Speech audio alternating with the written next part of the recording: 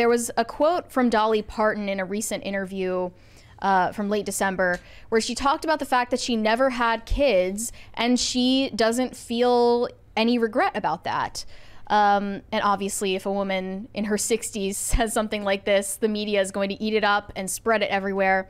So here's what she said. I haven't missed it like I thought I might. When you're a young couple, you think you're going to have kids, but it just wasn't one of those burning things for me. I had my career and my music, and I was traveling. If I'd had kids, I'd have stayed home with them, I'm sure, and worried myself to death about them. With everything that's going on, I'd hate to be bringing a child into this world right now. And that's such a popular sentiment. The world is always a disaster. Yeah, it's always been that way. It's always bad. It's like, do you really want to bring a child into the world during caveman times when there's no antibiotics? Probably not. I'm sure everyone That's a terrible time. Could you imagine? Yeah. Bringing a child into the world with no antibiotics or whatever, 10 years ago or now or whenever. It's never a good time. Yeah, I think that's pretty funny. It's like, how would she know if she regrets it or not? She has absolutely no idea. What experience she doesn't know what she's missing. Yeah. And Dolly's like in her late 70s now, right? Oh, right. She's in her 70s. She's getting old. I thought she was 80. Weren't they saying that she was like 80 wearing the Cowboys outfit or something? Yeah. We talked about that. Like, is this really appropriate for a grandma? Yes, it is. But she's not a grandma, so there you go. Right. Let grandma live. I had a professor in college, Rosette Lamont, and she was absolutely brilliant. She was French. She was in her 70s. She was wearing leather pants. You know, she had like known everybody that I thought was amazing. She knew all the Beatles. She had been friends with Samuel Beckett and Eugenie Ionesco and all of these amazing people. And she told me one day, we were taking the train back to the city together, and she was like, my mother and I focused on my career, and that was very important. But the only thing I regret is not having any children. I always remembered that. And I thought that's a regret I don't want to have.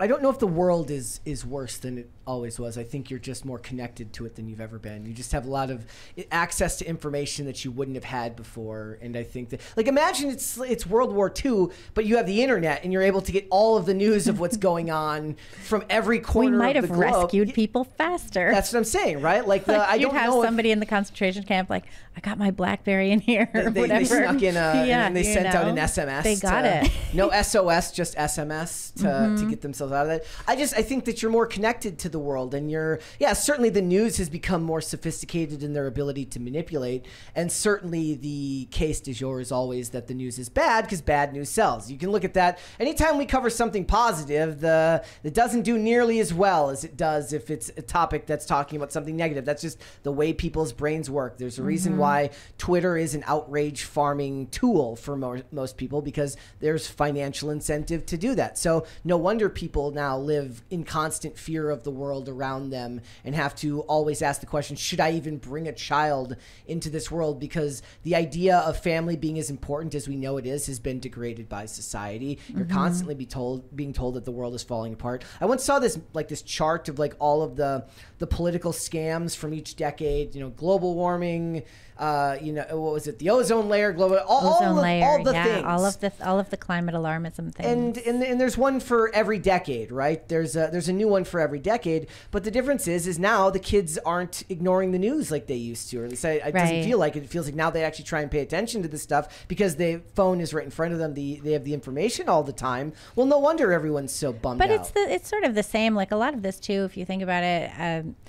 I wonder if this is true as I say it, but certainly as the existentialist movement and philosophy really hit the mainstream, and you had this idea that every individual is responsible for themselves, that we're responsible for the condition of the world, you had a real ramp up in people saying that they didn't want to have children, a real ramp up in antinatalism. Even if you look back at some of the films of the 1970s and you have all these people saying like, oh, we cannot bring a child into the world right now. It's so devastating and difficult. And of course now here we are 2024 and it's we're like at the pinnacle of civilization, but people always want to believe that their time period is the point, that it's all going to come to a head. Yeah. The apocalypse is now, it's happening now. We're going to, the world we're at the end of history.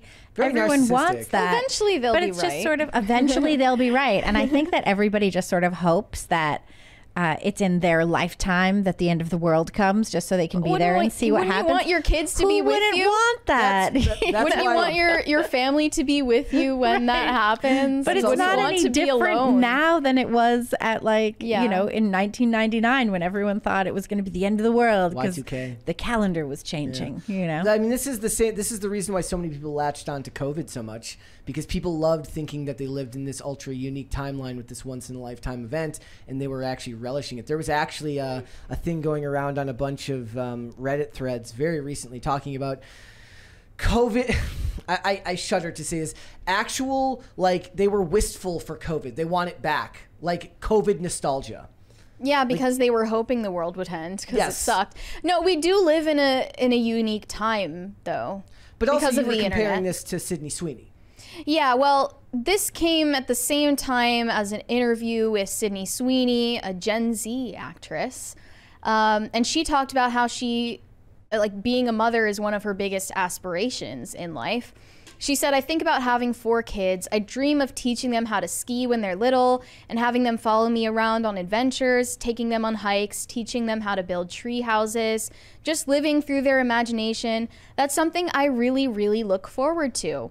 And Evie Magazine shared this. The part that they did not share from her quote is that she said, it would just be insane if I tried to do that before turning 30. Yeah. And currently she's 26 or 27, and she's been in a long-term relationship since she was 18. Are they married? No, I think they're engaged. How long do people get engaged for? Just get married. What's forever. What is the problem? Why? If you're gonna get engaged, you don't get credit for being married just because you got engaged. Just get married. Yeah. What's the big deal? I wonder what the average length of an engagement is. And I bet you it's going up. I bet you there's a correlation. It's 10 years. Yeah. I bet you there's a correlation between the length of the engagement going up and the success of the marriage going down. Well, there's also been studies about if you live together before you're married, you're less likely to stay married. Yeah. Yeah. So it seems inadvisable. It does seem inadvisable. But yeah, 12 to 18 months is the average length of an engagement here in the U.S. Wait, what? 12 months? 12 to 18 months. 12 to 18 months. Year. Okay, I would assume that it's just going up, though, as we progress. Yes.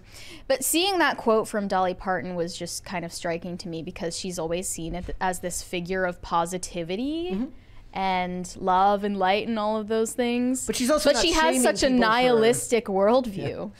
She's also not shaming people for choosing to have them, which is how she maintains that reputation. Now, if she was shaming people for choosing to have kids, that'd be a different story.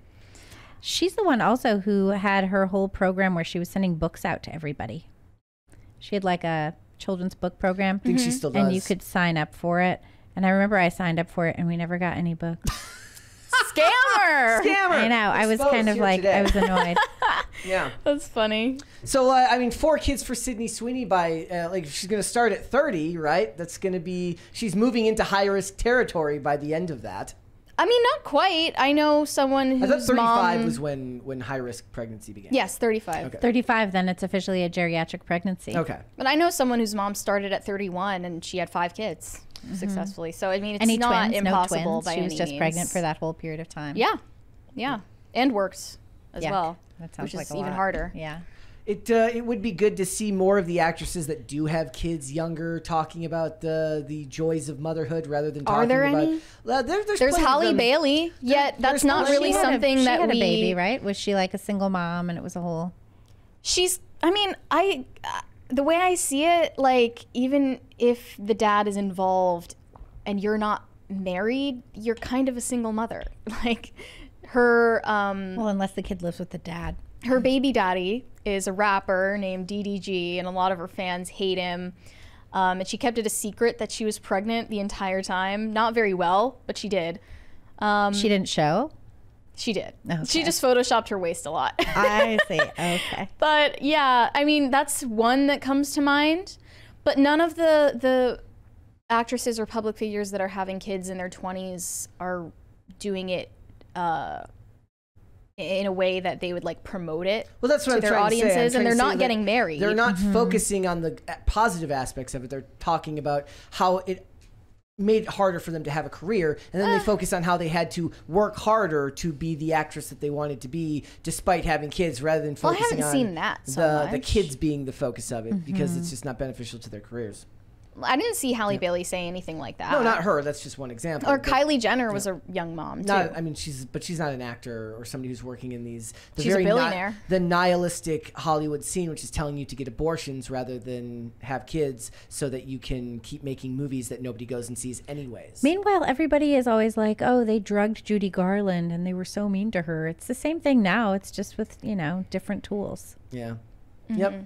Well, I'll wait for more positive examples of motherhood from Hollywood. I won't hold my breath, though. Did you guys see that lady who was complaining? She was like, "I gave up my kids because I wanted to have sex with more fellas." Well, no, Brett showed me the video. Child support. I think she was trolling. You think so? I think that was definitely fake. I don't know. She seemed just like the worst person ever. I mean, anyone who said that would probably frame it in a way that was far more flattering to themselves. Like, Or she wouldn't just come out and say, like, I didn't want to be a responsible parent. Hold on, I'm gonna that is actually the quote. I think people So I say assume that. she was just engagement farming. I hope that it's not real. Let me see if I still have it here. I sent it to you, but I don't remember at what point I sent it. But that was quite a discussion to be had there. Oh, did you guys?